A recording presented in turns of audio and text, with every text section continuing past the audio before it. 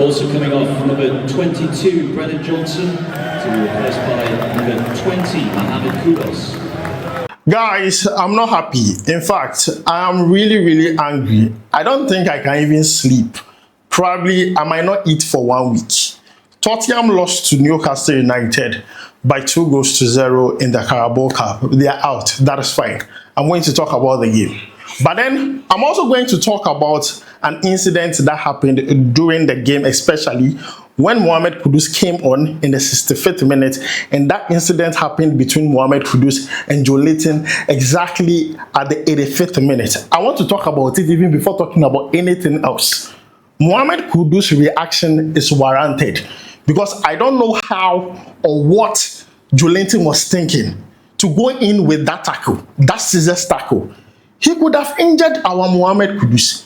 He could have injured Mohammed Kudus so bad. This is a player that has just signed for a new club. He is the key player for the club, playing so well. And because of Carabo Cup, you want to injure Mohammed Kudus. Look at that tackle. Look at that tackle on Mohammed Kudus. He's lucky it's not me. Because if it was me, I'll press his neck. The annoying aspect of all this is that after the tackle on Mohammed Kudus, he went ahead to push Mohammed Kudus by the neck and then started fighting against all the Tottenham players. And guess what? He received only a yellow card. Mohammed Kudus also received a yellow card because he reacted. Bad officiating in the game from start to finish. If you truly watch that game, you understand what I'm trying to say. If you take a look at the tackle, trust me, you will be angry like the way I'm angry, because the Kudus that we are talking about, he's a key player not only for Tottenham but also for Ghana. Imagine that scissors tackle. That scissors tackle, then ACL, then another 6 months. So Joelinton, the ball that he was playing, wasn't thinking about it at all. Like, I really need answers. Instead of missing me, I am fuming, I'm angry. Maybe I'm not going to chop because it be like it be me that do the tackle too. I'm feeling whatever Kudus felt. On the pitch, immediately that tackle went in. Joelinton, it not be me, it not be me. Maybe fine. I'm not a professional footballer. Because if it was me, if I hold Joelinton's neck, I'll press it. Finish, because he finished and he was trying to press Kudus, trying to intimidate him. Hey, Kudus do some another Zongo boy. He did not. Hey, as today, yeah, his reaction is warranted. Hey, don't come here and say Kudus is that it was warranted. I believe whatever he did, it was just and no. He's a human being who would sit idle or who would not do anything after such a tackle.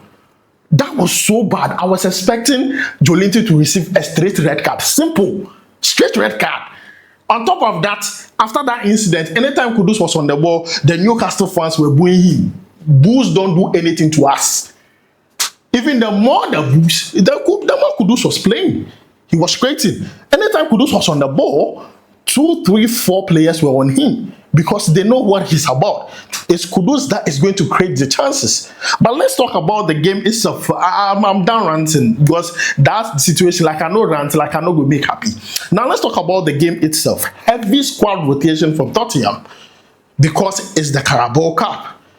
And when the game started, I'm going to be very honest. Tottenham played very well in the game, especially from around the 20th minute until when the substitutes started coming in.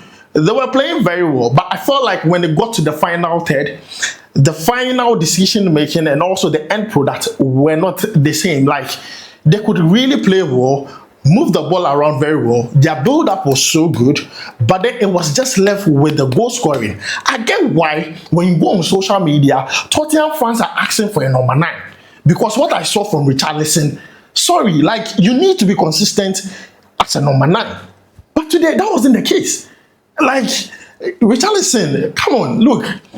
Sometimes, yeah, all a team needs is for their forward to do the impossible, to score goals. As simple as that. The difference between Tottenham today and Newcastle United was their number 9s. Look at the Newcastle number 9. Yeah, I think what his name, what Maggie or something like that. Look, that guy is so good.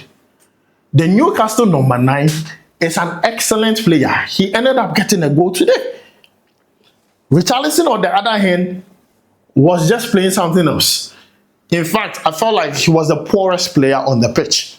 Because looking at how everybody else was holding their own, he really disappointed me. Also, the second goal, Tottenham's second goal, Calvin Dasu mistake. Look, as a defender, no one is saying don't do a mistake, but if your mistake costs the team, then trust me, you had a poor game. And that is what Calvin Dasu had today. A misplaced pass, he was not able to react very quickly to correct his error and mistakes. And I felt like it really cost the team dearly, because if it was 1-0, Tottenham would have gone all the way to draw this game and let it go as far as it could. But it's 2-0. And you see, Newcastle United, they had the fans, they had the home stretch. We are talking about the defending champions of the Carabo Cup. Do you know how they got that title? They had to beat Liverpool. That is the honest truth. They had to beat Liverpool to win that particular title. So it is Tottenham Hotspurs playing against the defending champions of the Carabao Cup. So it's not an easy game. It's not a game you go into and say, oh, this is a game I'm just going to win. I understand why the coach would decide to do a squad rotation, but he gave the chance to other players to also prove themselves. Xavi Simons, I still haven't seen what the whole hype is all about. I have seen his ball before. I have seen him play Leipzig, PSG. I have seen what Xavi Simons is all about and why he was signed. But in Tottenham, he lacks that confidence, that physicality. It's like it's easy to push him off the ball. And that is the honest truth. Yes, he's adapting, but he needs to adapt really, really quickly, because in that same position, if Madison and Kulusevski are back, it is over for him. That is the honest truth. Also, let's talk about the midfield. I don't know what is happening with Tottenham's midfield. Like, they can ghost in games here. You really think about it and you will not even understand. The way or the amount of the way the ghost in games is crazy, because every single time the whole structure comes collapsing, it's from the midfield. It's just so clear. And I've always not liked this partnership, Benteke and Palhinha. Yes, today Palhinha was playing as a center back, but later in the game he was progressing more into the midfield. And look, today's game, as I said, I was not really happy in the first place, looking at the tackle on Mohammed Kudus. And today's game, on top of that, Tottenham lost. It clearly shows that they need a number 9. They need someone who can be clinical enough and score goals. Yes, there's Solanke, but is he around? No. Definitely, they need someone to fill in that number 9 boots to be scoring goals for them. They started the season very well, but it looks like they have not been consistent quite of late. They win one game, the next minute you are thinking, oh, okay, Tottenham is going to win, and no, they don't. They go on to do something else, either draw or lost the game, which is a very, very bad one, because they have a lot of games they are playing. Now that they're out of their Carabao Cup, they have the EPL to play, they have the UCL to play, they have the FA Cup to play. So these are games, these are tournaments that definitely, if not the EPL or the UCL, the FA Cup, at least win a trophy. Try and win a trophy. As simple as that. But then, guys, let me know your thoughts about today's game. Let me know your thoughts about the tackle of Mohammed Kudus, because I felt like it was a nasty tackle that should have received a red card. And as I said, the refereeing in this game, outrageous. I've never seen something in my life before. Kudus is calm. If it was me,